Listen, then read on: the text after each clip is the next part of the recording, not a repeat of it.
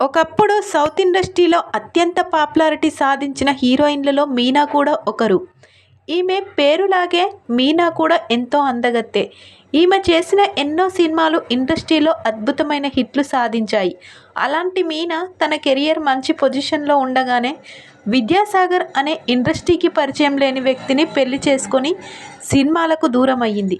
హ్యాపీగా గడుపుతున్న తరుణంలోనే ఈ జంటకు ఒక కూతురు కూడా పుట్టింది.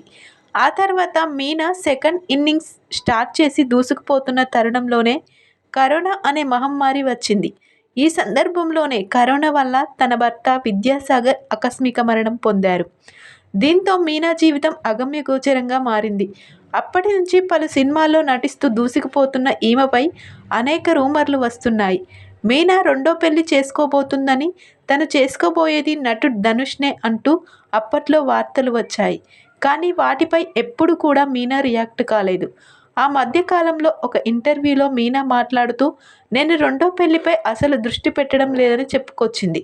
అలాంటి ఈ తరుణంలో తాజాగా క్యారెక్టర్ ఆర్టిస్టుగా ఎంతో గుర్తింపు పొందిన సంతోష్ వర్గీస్ మీనాపై వివాదాస్పద వ్యాఖ్యలు చేశారు.